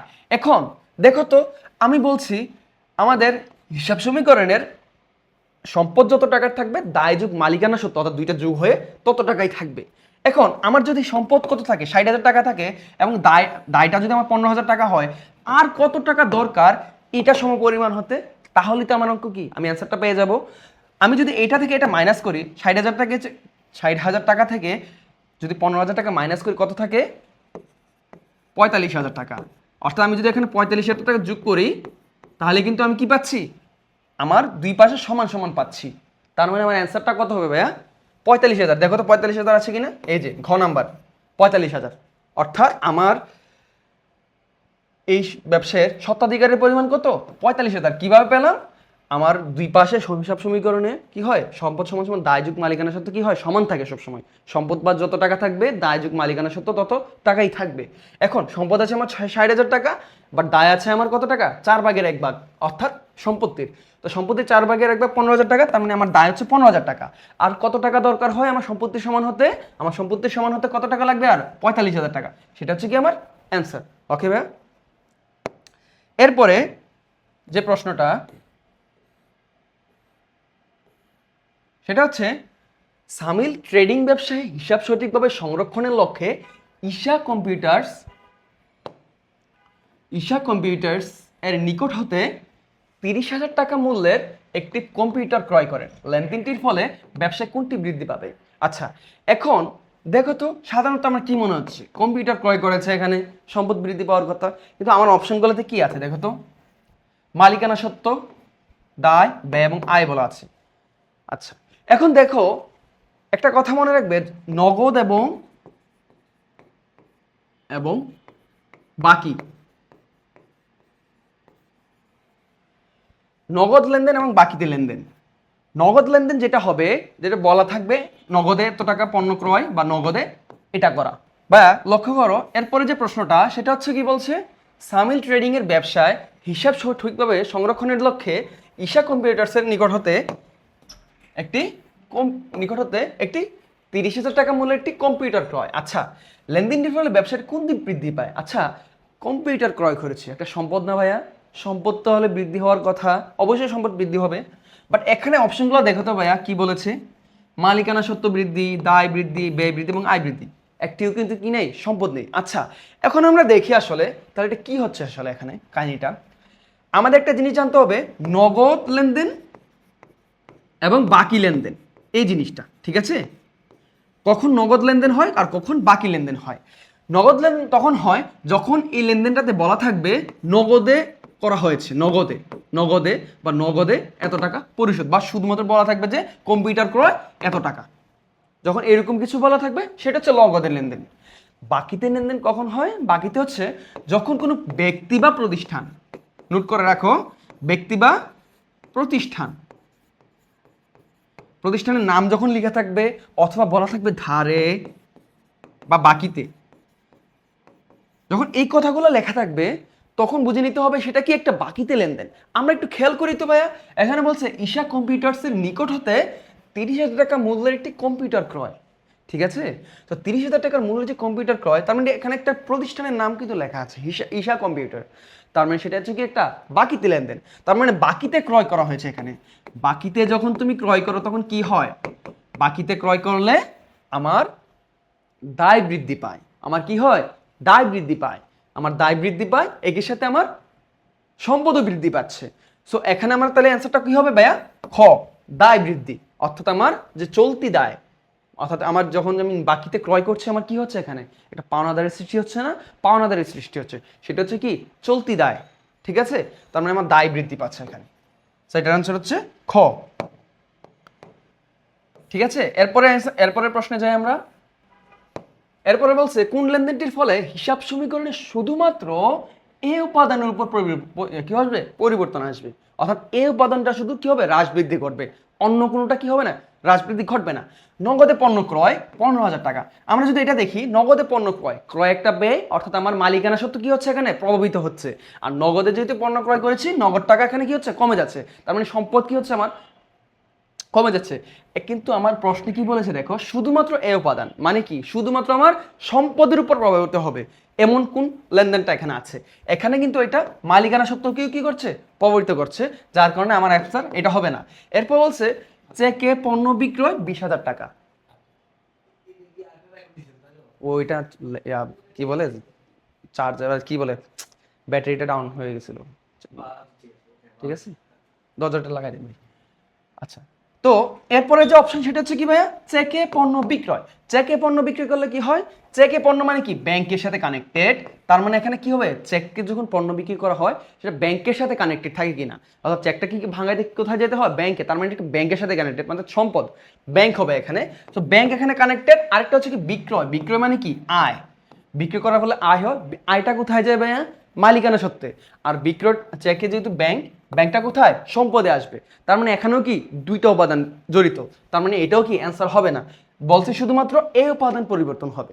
এরপরে দেখি মালিক কর্তৃক ব্যবসা হতে উত্তোলন 25,000 টাকা, মালিক কর্তৃক ব্যবসা হতে উত্তোলন কত টাকা, 25,000 টাকা। এখন দেখো মালিক কর্তৃক ব্যবসাতে উত্তোলন কিসের জন্য, নিজের ব্যক্তিগত, মালিক যখন ব্যবসা থেকে টাকা নিয়ে যাবে এটা তার ব্যক্তিগত কারণে, সেটা একটা উত্তোলন যখন বেড়ে যায় তখন কি হয় ভাইয়া, আমার মালিকানা সত্ত্ব কমে যায় না, মালিকানা সত্ত্ব কমে যায়, একই সাথে 25,000 টাকা আমি নিয়ে যাচ্ছি, আমার নগদ টাকা কমে যাচ্ছে, তার মানে আমার সম্পদটাও কি হচ্ছে কমে যাচ্ছে। এখানে কিন্তু কি আমার এ এবং ওই অর্থাৎ ওনার্স ইকুইটি বা মালিকানা সত্ত্ব দুইটাই কি হচ্ছে এখানে প্রভাবিত হচ্ছে। কিন্তু আমার প্রশ্নে বলে শুধুমাত্র এ উপাদান, তার মানে এইটাও আমার কি না অ্যান্সার না। লাস্টেরটা দেখো, ব্যাংক হতে উত্তোলন কত টাকা? 30,000 টাকা। ব্যাংক একটা কি ভাইয়া সম্পদ না? আমার একটা সম্পদ, চলতি সম্পদ। একই সাথে আমার যে 30,000 টাকা উত্তোলন, তার নগদ টাকা, এটাও একটা সম্পদ। আমার যে ব্যাংকের অ্যাকাউন্ট আছে ব্যবসায়ের, ওই অ্যাকাউন্ট থেকে আমি কি করেছি 30,000 টাকা আমার উত্তোলন করেছি ব্যবসায়ের জন্য মূলত। তো ব্যবসার জন্য যখন আমি এটা তুলেছি, আমার যে ব্যাংক যে সম্পদটা, ব্যাংকের অ্যাকাউন্টে টাকা কমে গেল না? আমার ব্যাংকের অ্যাকাউন্টে ধরো 1,00,000 টাকা ছিল, সেখান থেকে আমি 30,000 টাকা উত্তোলন করে ফেললাম, তার মানে আর থাকে কত? 70,000 টাকা থাকবে। ব্যাংকের টাকা কমে গেছে, সম্পদ কমে গেছে। একই সাথে আমার যে নগদ টাকা, সেই নগদ টাকা কি হচ্ছে? বৃদ্ধি পেয়েছে। অর্থাৎ ব্যবসায় যে ক্যাশটা থাকবে, ওই টাকাটা বৃদ্ধি পেয়েছে। তার মানে এখানে শুধুমাত্র একবার কি হয়েছে? হ্রাস পেয়েছে, একবার কি হয়েছে? বৃদ্ধি পেয়েছে। তার মানে শুধুমাত্র এ উপাদানে প্রভাবিত করে এমন লেনদেন কোনটা? এখানে ব্যাংক হতে উত্তোলন। সঠিক উত্তর হচ্ছে কি ঘ। এরপরে যে প্রশ্নটা, সেটা হচ্ছে জনাব আকন 200টি ছাতা 200 টাকা করে ক্রয় করেন। পরিবহন খরচ 1,000 টাকা, কারবারি বাট্টা 5%, আর চালান বইতে মোট কত টাকা লিপিবদ্ধ হবে এটা বলেছে। এটা জানতে চেয়েছে আমাদের এখানে। কারবারি বাট্টাটা আসলে কি ভাইয়া? কারবারি বাট্টা হচ্ছে যখন পণ্য ক্রয় বিক্রয় করা হয়, ওই সময় যে বাট্টাটা দেওয়া হয়, যে ছাড়টা দেওয়া হয় পণ্যের যে মূল্য থেকে, ওইটাকে বলা হয় কি কারবারি বাট্টা। এই কারবারি বাট্টাকে আমরা কি করি না? আমাদের হিসাবে আনি না, অর্থাৎ আমরা হিসাব করি না। কেন করি না? কারণ যেহেতু কারবারি বাট্টা আমার লেনদেন হওয়ার সময় কি করছে বাদ দেওয়া হয়েছে আমার যে মূল্য থেকে, সেজন্য আর এটা আমরা কি করি না, সরাসরি আমাদের ব্যবসায় এটা লিপিবদ্ধ করি না, ওইটা আমরা বাদ দিয়ে তারপর লিপিবদ্ধ করে ফেলি একবারে। ঠিক আছে, এখন কারবারি বাট্টা কত? 5%। তো সেই ক্ষেত্রে আমার এই কারবারি বাট্টা কি হবে না, এখানে হিসাবভুক্ত হবে না। তাহলে চালানে আমার টোটাল কত টাকা লিপিবদ্ধ হবে ভাইয়া? আমরা হিসাব করি। বলছে 200টা ছাতা 200 টাকা করে ক্রয় করেন, তাই 200 গুণ 200 কত টাকা আমার এখানে আসছে? আমার আসছে 40,000 টাকা ভাইয়া। ওকে, এবার আমার এর সাথে কি হচ্ছে? পরিবহন খরচ আছে না? তো আমার ব্যবসায় যে ক্রয়ের যে আমার ব্যয়টা, ওই ব্যয়টাতে কি কি কি ইনক্লুড হবে ভাইয়া? আমার যে পরিবহন খরচ, এটাও কিন্তু আমার একটা প্রত্যক্ষ ব্যয়। আমার পণ্যটা ক্রয় করতে গিয়ে এই খরচটা হয়েছে, অর্থাৎ আমি মালামালটা, এই যে ছাতাটা আনার ক্ষেত্রে আমার পরিবহন হয়েছে, তার মানে এটাও আসবে। সো এখানে তাহলে 40,000 কত হচ্ছে? তাহলে 1,000 টাকা। এখন দেখো ভাইয়া, আগে আমরা কারবারি বাট্টাটা বাদ দিয়ে দিই। সো কারবারি বাট্টা এখানে কি বলেছে? 5%। কোনটা? আমার যে টোটাল যে আমার ছাতার যে মূল্য, এখানে কিন্তু পরিবহনটা আসবে না, কারণ পরিবহন তো এখানে মূল্য না, পরিবহনটা হচ্ছে একটা আমার খরচ। বাট কারবারি বাট্টা কোষের উপর ধরা হবে? ডিরেক্ট যে পণ্যটার যে মূল্য, ওইটার উপর। তো এখানে আমরা 200টি পণ্য 200 টাকা, 200টি ছাতা 200 টাকা করে নিয়েছি, টোটাল টাকা আসছে 40,000 টাকা। বলছে কত পার্সেন্ট আমার ছাড় দেওয়া হয়েছে? 5%। এটা 5% কত ভাইয়া? এটা 5% হচ্ছে 2,000 টাকা। ঠিক আছে, 5% কত? 2,000 টাকা। সো তুমি এটা ক্যালকুলেট করে নেবে। 2,000 টাকা হচ্ছে কি 5%, তার মানে এই 2,000 টাকা ছাড়, তার মানে এই 2,000 টাকা আমার কি হবে? এটা থেকে মাইনাস হবে। মাইনাস যদি করি তাহলে আমার থাকতেছে কত? 38,000 টাকা ভাইয়া। এবার আমার একটা পরিবহন খরচ এখানে আছে, যেটা আমার ব্যবসার সাথে, আমার যে ক্রয়টার সাথে কানেক্টেড, প্রত্যক্ষ একটা খরচ হয়েছে। সো এই খরচটাও কি করতে আমার এখানে চালানে দেখাবো, 1,000 টাকা। তাহলে আমার টোটাল কত টাকা হবে? 39,000 টাকা। আমার অ্যান্সারটা কি ভাইয়া? 39,000 টাকা। অর্থাৎ আমার যে চালান বইতে আমাকে কত টাকা দেখাতে হবে? টোটাল 39,000 টাকা দেখাতে হবে। কারণ আমার ব্যবসায় যে বাট্টাটা, কারবারি বাট্টাটা, ওই কারবারি বাট্টাটা কি করবো? আমি বাদ দিয়ে দেখাবো। কারণ হচ্ছে কারবারি বাট্টা আমার হিসাবভুক্ত হয় না। ঠিক আছে, আর পরিবহন খরচ আর হচ্ছে আমার যে বাট্টা বাদে যে টাকাটা আসবে, ওইটা যোগ করার ফলে যত টাকা হবে সেটা হচ্ছে আমার অ্যান্সার। কত আসছে? 39,000 টাকা। এরপরে যে প্রশ্ন, সেটা হচ্ছে বকেয়া ভাড়া 10,000 টাকার হিসাব সমীকরণের উপর কি প্রভাব ফেলবে? বকেয়া ভাড়া কি ভাইয়া? বকেয়া ভাড়া হচ্ছে, অর্থাৎ তোমার কাছে ভাড়া পাও না, অর্থাৎ তোমার কাছে, অর্থাৎ তোমার ধরো তুমি ব্যবসায়ের জন্য যে অফিসটা ভাড়া নিলে, ওই ভাড়াটা তুমি পরিশোধ করো নাই। প্রতি মাস শেষে যে একটা পরিশোধ করতে হয়, টাকা ভাড়া দিতে হয়, ভাড়াটা তুমি দাও না, যেটার কারণে আমার কি হয়েছে? এটাকে বলা হয় বকেয়া ভাড়া। অর্থাৎ ভাড়া আমার যেটা দেওয়ার কথা, খরচটা হওয়ার কথা, ওই টাকাটা আমি দেই নাই। ঠিক আছে, এখন এই ধরো একটা আমি দায়ের, বকেয়া ভাড়া একটা কি ভাইয়া? এটা হচ্ছে একটা দায়। কিভাবে দায়? দায় মানে হচ্ছে, দায় কাকে বলে একটু শুনি। দায় হচ্ছে আমার থেকে যখন অন্য কেউ কোনো কিছু টাকা কোনো কিছু পাওনা থাকে যেটা আমাকে পরিশোধ করতে হবে, ঠিক আছে, এমন কোনো কিছু, অর্থাৎ এমন কোনো কিছু দায় যেটা হচ্ছে আমার থেকে আমার যে তৃতীয় পক্ষ বা অন্য কেউ আমার ব্যবসা থেকে পাওনা থাকবে, টাকা এটা আমাকে পরিশোধ করতে হবে, এমন কোনো কিছু হচ্ছে কি দায়। এখন বকেয়া ভাড়া, ভাড়া যে তুমি যে অফিসটা ভাড়া নিয়েছো বা ফ্যাক্টরিটা ভাড়া নিয়েছো, এটা কি ভাড়া পরিশোধ করতে হবে না? অবশ্যই পরিশোধ করতে হবে। এখন এই ভাড়াটা যদি পরিশোধ না করো সেটা কি রয়েছে? বকেয়া রয়েছে। যেহেতু বকেয়া রয়েছে আমাকে পরিশোধ করতে হবে, সেজন্য বকেয়া ভাড়া একটা কি দায়, ঠিক আছে, দায়। এখন এই দায়টা হওয়ার ফলে হিসাব সমীকরণের উপর কি প্রভাব ফেলে তাহলে আমরা একটু দেখি। ভাড়া তো এমনিতে একটা কি খরচ, তো ভাড়া একটা খরচ বা ব্যয়, ব্যয়টা হওয়ার ফলে কি হয় ভাইয়া? এই ব্যয়টা হওয়ার ফলে আমার মালিকানা সত্ত্ব কি হয়? হ্রাস পায় না? ব্যয় যখন বৃদ্ধি পায়, আমি কি বলেছি, মালিকানা সত্ত্ব আমার হ্রাস পায়। একই সাথে যেহেতু এটা বকেয়া ভাড়া, সেক্ষেত্রে কি হবে? আমার দায়টাও কি বৃদ্ধি পাবে না? আমার মালিকানা সত্ত্ব বৃদ্ধি হ্রাস পাবে এবং দায়টা কি হবে? বৃদ্ধি পাবে। কিভাবে? ভাড়া হচ্ছে এটার যে ভাড়া, এটা জাবেদা কি? এটা যা হচ্ছে ভাড়া হিসাব ডেবিট আর বকেয়া ভাড়া ক্রেডিট। এখন ভাড়াটা হচ্ছে কি একটা ব্যয়, আমাকে দিতে হবে ভাড়াটা, ভাড়া খরচ। সো সেই জন্য আমার মালিকানা সত্ত্ব কি হচ্ছে এখানে? হ্রাস পাচ্ছে। যদি ব্যয় বৃদ্ধি পাওয়া মানে কি? মালিকানা সত্ত্ব হ্রাস। একই সাথে বকেয়া ভাড়া কি হচ্ছে? দায়। দায় হওয়ার ফলে কি হয়? দায়টা বৃদ্ধি পাচ্ছে, আমি দেই নাই, দিতে হবে, এখনো দেওয়া হয় না, তার মানে কি এটা বাড়ছে। সো তার মানে আমার দায় বৃদ্ধি এবং মালিকানা সত্ত্ব বৃদ্ধি। দেখি তো কোথায় আছে এটা? এই যে গ নাম্বার, দায় বৃদ্ধি এবং স্বত্বাধিকার, সরি, দায় বৃদ্ধি এবং স্বত্বাধিকার হ্রাস। তাহলে ওটা অ্যান্সার কি? ঘ। এরপরে যে প্রশ্ন সেটা হচ্ছে হিসাব সমীকরণের সঠিক প্রকাশটা আসলে কি? হিসাব সমীকরণের সঠিক প্রকাশ, সঠিক প্রকাশ কি? আমরা জানতাম হিসাব সমীকরণ মানে কি ভাইয়া? এ সমান সমান এল প্লাস ও, বা সম্পদ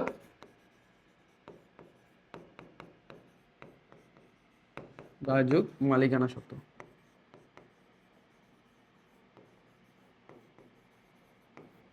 আচ্ছা, এখন দেখো তো, এটা বলতে বোঝাচ্ছে কি এই যে দুই পাশ কি থাকবে? সবসময় সমান থাকবে। এখন কি কি করলে দেখো তো সমান হয়? একটা তো হচ্ছে সম্পদ সমান সমান দায় প্লাস মালিকানা সত্ত্ব, এটা তো অবশ্যই সমান থাকবে। এরপরে আমি যদি এটা করি যে সম্পদ, একটু আগে আমরা একটা এক্সাম্পল দেখেছিলাম, সম্পদ মাইনাস দায় সমান সমান মালিকানা সত্ত্ব, এটা কি হয় না ভাইয়া বলো তো? কিভাবে? আমি এটা কি বলছি? সমান সমান মানে কি? অর্থাৎ এটা সমান সমান এইটা হবে। তার মানে এখন আমি সম্পদ থেকে দায় মাইনাস করলে কি হবে? আমার মালিকানা সত্ত্ব পাবো না? একটু আগে আমরা করেছিলাম 60,000 টাকা, যেটার 4/1 ছিল দায় এবং আমার বাকি 45,000 টাকা ছিল কি মালিকানা সত্ত্ব, আমরা এইভাবে বের করেছি। তার মানে এটাও কি অ্যান্সার হয়। আরেকটা হচ্ছে কি, যে আমি এটা বলি সম্পদ মাইনাস মালিকানা সত্ত্ব সমান সমান কি? এইটাও তো হয় ভাইয়া, এটাও তো হয়, ঠিক আছে। কারণ কি, আমি যদি সম্পদ থেকে মালিকানা সত্ত্ব মাইনাস করে দেই তাহলে তো আমি দায় পাবো, ঠিক আছে। ওই যে অর্থাৎ আমি যদি ওইভাবে বলতাম যে 60,000 টাকার পণ্য, আমি একটু আগে দেখেছিলাম যেটা আমরা 60,000 টাকার যে সম্পদ ছিল ওইটার 4/1 ভাগ, 4/1 ছিল কি আমার দায়, আর বাকি 3 ভাগ ছিল তাহলে কি মালিকানা সত্ত্ব। এখন আমি যদি এটা উড়াই দেই, আমি যদি বলি যে 4/1 ছিল মালিকানা সত্ত্ব আর বাকি 3 ভাগ ছিল দায়, তাহলে কি এটা পারবো না? আমরা যে 45,000 টাকা 15,000 টাকা, তখন সেটা কোথায় যাবে? মালিকানা সত্ত্বে চলে যাবে। আর দায়টা হবে কত টাকা? তখন 45,000 টাকা।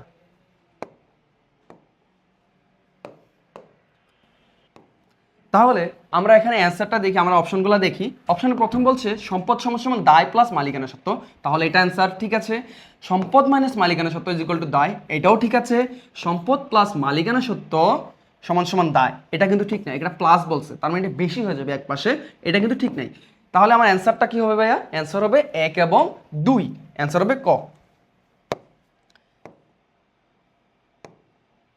এরপরে যে প্রশ্নটা সেটা হচ্ছে বিক্রিত পণ্য ফেরত এলে সমীকরণ আসলে কি হয়? বিক্রিত পণ্য, জাস্ট তোমরা যখন একটা লাইন পড়বে, প্রশ্নটা যখন পড়বে তখন একটু ভালোভাবে খেয়াল রাখবে ওখানে কি বলা আছে। বলছে বিক্রিত পণ্য যদি ফেরত আসে, আমি যে পণ্যটা, বিক্রিত পণ্য মানে কি, আমি যে পণ্যটা বিক্রি করেছি অর্থাৎ আমি যে পণ্যটা বিক্রি করে দিয়েছি সেটা হচ্ছে কি বিক্রিত পণ্য, ঠিক আছে। তো বিক্রিত পণ্য যখন ফেরত আসে, অর্থাৎ আমি এই জিনিসটা বিক্রি করে দিয়েছি, তার মানে এটা একবার চলে গিয়েছিল এখানে, এখানে চলে যাওয়ার পর আবার এটা কি রিটার্ন যদি আসে তখন কি হয়? আগে জানো আমি যখন বিক্রি করি তখন কি করি আসলে, যখন আমি বিক্রি করি তখন বিক্রয় আমি আয় বাড়াই, ঠিক আছে। আয়টা কি বাড়ে না? বিক্রয়ের ফলে কি হয়? আয় হয় না? আয়টা বাড়ে। একই সাথে যখন আমি বিক্রি করি তখন আমার সম্পদটাও বাড়ে। যদি আমি নগদে করি নগদ টাকা বাড়ে, আর যদি আমি বাকিতে করি তাহলে আমার দেনাদার যে সম্পদটা সেটা কি হবে? বৃদ্ধি পাবে।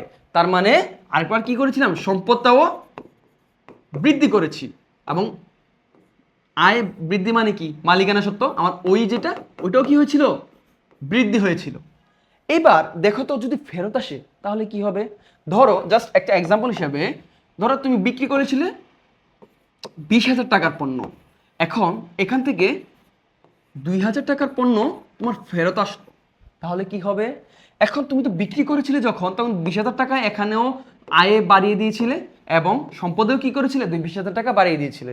কিন্তু এখন যেহেতু 2,000 টাকা পণ্য আবার ফেরত আসছে, ধরো তুমি আমার কাছ থেকে টাকা অর্থাৎ আমার কাছ থেকে পণ্য কিনে নিলা, আমি তোমার কাছে বিক্রি করলাম, বিক্রি করার পরে এখন আমি আবার কি, তুমি আমার কি করলা? পণ্যগুলো হয়তো গুণগত মান ঠিক ছিল না, যার কারণে তুমি আমাকে ফেরত দিলা। এখন তুমি কি ওই যে যত টাকার পণ্য ফেরত দিলা ওইটার জন্য টাকা নিয়ে নিবা না? নিয়ে নিবা। সেক্ষেত্রে আমার কি হবে? তাহলে আয়টা আবার কমে যাবে এবং আমার যে সম্পদটা ছিল ওইটাও কি হবে? কমে যাবে। তাহলে এখানে আয় কমে যাওয়া মানে কি? মালিকানা সত্ত্ব কমে যাওয়া, আর সম্পদ কি হবে? কমে যাবে। এখন দেখি তো আমাদের কি হয়? এল হ্রাস পায়। এখানে কি কোথাও কি ভাই এল আসবে? মানে লাইবিলিটি দায় হয় এখানে? আমার তো আয় নিয়ে কথা হচ্ছে এখানে, আয় এবং সম্পদ। তার মানে এখানে এটা হবে না অ্যান্সার। ই হ্রাস পায়। ই মানে কি? ইকুইটি বা ওনার সিকিউরিটি, যেটাকে বাংলাতে বলে মালিকানা সত্ত্ব। তাহলে মালিকানা সত্ত্ব কি এখানে একটা প্রভাব হচ্ছে না? আমার মালিকানা সত্ত্ব বেড়ে গিয়েছিল যখন বিক্রি করেছিলাম, এখন যেহেতু ফেরত আসছে আমার মালিকানা সত্ত্ব কি হয়েছে? কমে গিয়েছে। তার মানে আমার ইটা কি হচ্ছে? হ্রাস পাচ্ছে। ওকে, এরপর এ হ্রাস পায়। এ হ্রাস পায় কেন? কারণ আমার যে সম্পদটাকে বাড়িয়ে দিয়েছিলাম ওইটা তো এখন কি হচ্ছে? কমে যাচ্ছে। আমার যেহেতু ফেরত আসছে আমার টাকা দিয়ে দিতে হবে, তার মানে কি আমার এটাও হ্রাস পায়। তার অ্যান্সার হবে 2 এবং 3, ঘ গ। ওকে, এরপরে যে প্রশ্ন সেটাতে আমরা যাই।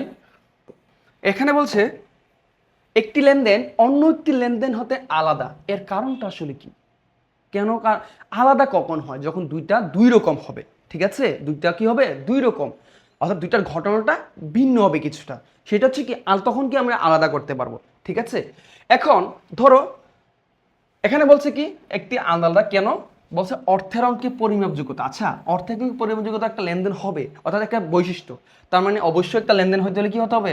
অর্থের অঙ্কে পরিমাপযোগ্য হতে হবে। এখন অর্থ দ্বারা যদি পার্থক্য হয় এটা কি আসলে বোঝা যায় কেন এটা আলাদা? কিন্তু বোঝা কিন্তু যায় না। ধরো আমি একটা বলি, ভাড়া 10,000 টাকা, বেতন প্রদান 5,000 টাকা। এখন যদিও এটার অ্যামাউন্টটা ভিন্ন, আমি কি বুঝতেছি আসলে এটা এই যে আলাদা আলাদা লেনদেন? বোঝা যাচ্ছে না। আর্থিক অবস্থার পরিবর্তন কত? অবশ্যই একটা ব্যবসা একটা লেনদেন তখনই আমরা গণনা করব যখন সেটা কি হবে? আমার ব্যবসার আর্থিক অবস্থাটা চেঞ্জ করবে। আমার যে ব্যবসার আর্থিক অবস্থা ছিল ওইটাকে কি করবে? হ্রাস বৃদ্ধি ঘটাবে, যে কোনো একটা পরিবর্তন হবে। যখন আমি বেতন দিচ্ছি তখন আমার কি হচ্ছে? আমার বেতন ব্যয়টা বৃদ্ধি পাচ্ছে এবং আমার সম্পদ নগদ টাকা কমে যাচ্ছে। অর্থাৎ প্রত্যেকটা লেনদেনে কি থাকবে? একটা ইফেক্ট থাকবে, প্রভাব থাকবে, যেটার কারণে আমার ব্যবসার আর্থিক অবস্থা চেঞ্জ হবে। আর এটার কারণে তো বোঝা যাচ্ছে না আসলে আমার ব্যবসাটা আসলে লেনদেনটা কেন, মানে আমার যে একটা লেনদেন আরেকটা লেনদেন থেকে আলাদা, এটা কিভাবে বুঝবো?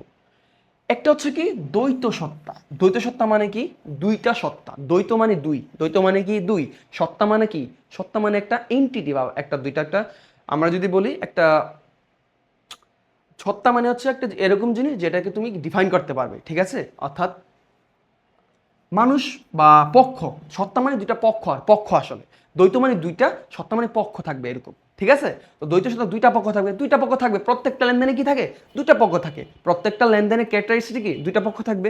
স্বতন্ত্রতা এবং স্বতন্ত্র কেন বলেছে দেখো, এরপরে যে অপশনটা সেটা হচ্ছে স্বতন্ত্রতা এবং স্বতন্ত্র। স্বতন্ত্র মানে কি? আলাদা না।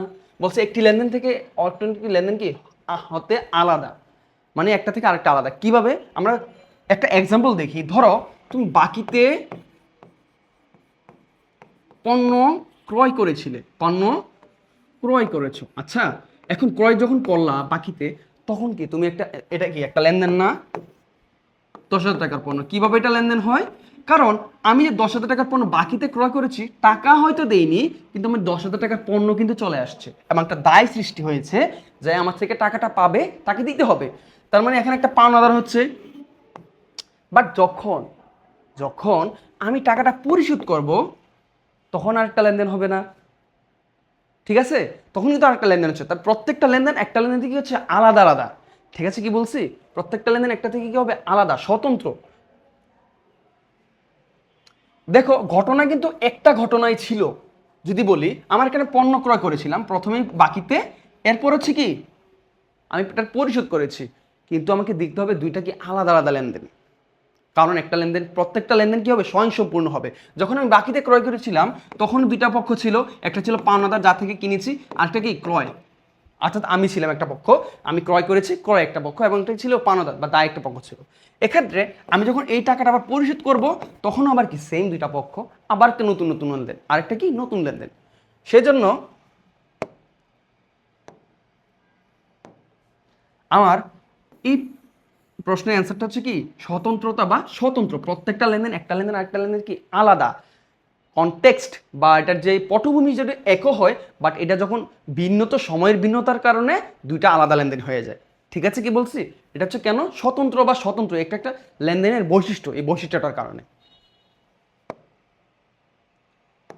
এরপরে যাই, 18 নম্বরে বলছে কোনটি অদৃশ্যমান লেনদেন। আচ্ছা, এটা একটা লেনদেনের প্রকারভেদ, একটা হচ্ছে দৃশ্যমান, একটা হচ্ছে কি,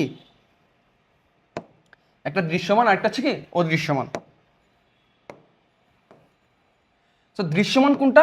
বুঝেই যাচ্ছে কথার মধ্যে যে দৃশ্যমান এবং অদৃশ্য, দৃশ্যমান এবং অদৃশ্যমান। দৃশ্যমান মানে হচ্ছে যেটা তুমি দেখবা, চোখে দেখা যায়, যেটা তুমি ফিল করতে পারবে, দেখতে পারবা, ওইটা হচ্ছে দৃশ্যমান। আর অদৃশ্যমান যেটা তুমি দেখতে পারবা না, যেটা হবে কিন্তু এটা তুমি বুঝতেছো না, মানে দেখতেছো না, অনুভব করতে পারতেছো না। যেমন দৃশ্যমান কি হতে পারে? তুমি যে কর্মচারীকে বেতন দিচ্ছ, এটা তুমি দেখতেছো, দিচ্ছ, এটা একটা দৃশ্যমান লেনদেন। কিন্তু অদৃশ্যমান তাহলে কোনটা হবে? অদৃশ্যমান কোনটা? যেটা তুমি দেখতে পাও না। কোন জিনিসটা দেখতে পাই না? সাধারণত দেখো, আমার যখন স্থায়ী সম্পত্তির একটা অবচয় ঘটে, অবচয় মানে কি, আমার একটা সম্পত্তি যখন আমি দীর্ঘদিন ব্যবহার করি, একটা একটা ভ্যালু কমে যায় না এটার? দেখো তুমি যদি একটা, ধরো একটা তুমি একটা আসবাবপত্র 10,000 টাকায় কিনলে, এটা কেনার পরে তুমি যদি 1 মাস পরে বা একদিন পরেও বিক্রি করতে যাও, দেখবে ওইটার দামটা কিন্তু কি হচ্ছে, অটোমেটিক কমে যাচ্ছে। কেন কমছে? একটা অদৃশ্য কারণ, ঠিক আছে? কারণ এটা একটা ভ্যালুটা কি হচ্ছে, একটু লস হয়ে যাচ্ছে, যার কারণে তোমার একটু কম দামে বিক্রি করতে হচ্ছে। এই যে যত টাকা তুমি কম দামে বিক্রি করলা, ওইটা একটা অবচয়। ওটা কি অবচয় আসলে। অর্থাৎ আমার একটা, এটা ব্যবহারজনিত কারণ হোক বা রেখে যাওয়ার কারণে হোক, অর্থাৎ একটা স্থায়ী সম্পত্তির যখন কোনো দীর্ঘদিন ব্যবহারের কারণে এটার যে মূল্যটা হ্রাস পায়, এটা যে মূল্যটা হ্রাস পায় সেটা হচ্ছে কি অবচয়। এখন এই অবচয়টা কি অদৃশ্যমান লেনদেন। কেন? কারণ অবচয় তো তুমি দেখতেছো না, এটা যে মূল্যটা হ্রাস পাচ্ছে এটা কি দেখা যাচ্ছে? এটা কিন্তু দেখা যাচ্ছে না। অর্থাৎ কিন্তু এটার কি মূল্যটা হ্রাস পেয়ে গেল, বাট এটা দেখা যাচ্ছে না। তার মানে অদৃশ্যমান লেনদেনটা কি অবচয়। এখন আমরা দেখি কমিশন প্রাপ্তি 500 টাকা। কমিশন যখন তুমি পাও বা দাও, এটা বলছে পাইছে, অর্থাৎ প্রাপ্তি মানে কি পাওয়া। সো কমিশন যখন পাও, এটা তো তুমি দেখতেছো, নিতেছো টাকা, কমিশন পাচ্ছ, তার মানে এটা কি একটা দৃশ্যমান লেনদেন। বেতন প্রদান করেছো 4,500 টাকা, এটাও তো একটা দৃশ্যমান, তুমি দেখতেছো, টাকা দেখছো না, টাকা নিচ্ছে। যন্ত্রপাতি যে ক্রয় করেছো 12,000 টাকা, যন্ত্রপাতি দেখতেছো, আনতেছো, টাকা দিচ্ছ। এরপরে আসবাবপত্রের যে অবচয়, এটা দেখো, আসবাবপত্র ধরো তুমি একটা টেবিল কিনেছো কত টাকা দিয়ে? 10,000 টাকা দিয়ে। এখন 10,000 টাকা দিয়ে 1 বছর পরে ওইটা 9,000 টাকা বিক্রি করলে, কেন? 1,000 টাকা কমে গেল না? তুমি যে ব্যবহার করছো, তুমি ভিতরে নিয়ে যে ব্যবহার যে করছো একটা উসুল হিসেবে, ঠিক আছে, 1,000 টাকা আমার কমে 9,000 টাকা বিক্রি করলাম। এই যে 1,000 টাকা যে তোমার উসুল হচ্ছে, তুমি ভাবতেছো, বা এই যে 1,000 টাকার যে ভ্যালু কমে গেছে, এই 1,000 টাকা হচ্ছে কি অবচয়। এটা কিন্তু তুমি দেখতেছো না যে 1,000 টাকা কমে গেল। ঠিক আছে? কি বলছি? তার মানে আমার অ্যান্সার হচ্ছে কি আসবাবপত্রের অবচয় 1,000 টাকা। এরপরে যাই, এটা হচ্ছে লেনদেন শব্দটির আবিধানিক অর্থ কোনটি? আবিধানিক অর্থ আমরা প্রথমে শুরুতে, ক্লাসের শুরুতে বলেছিলাম যে লেনদেন শব্দটা দুইটা শব্দের একটা গঠিত সমন্বয়। কি ছিল? লেনদেন শব্দটি দুইটা শব্দের সমন্বয়। একটা হচ্ছে কি লেন, মানে হচ্ছে কি নেওয়া, নেওয়া, বা বলতে পারি গ্রহণ। আরেকটা হচ্ছে কি দেন, মানে কি দেওয়া, দেওয়া বা প্রদান।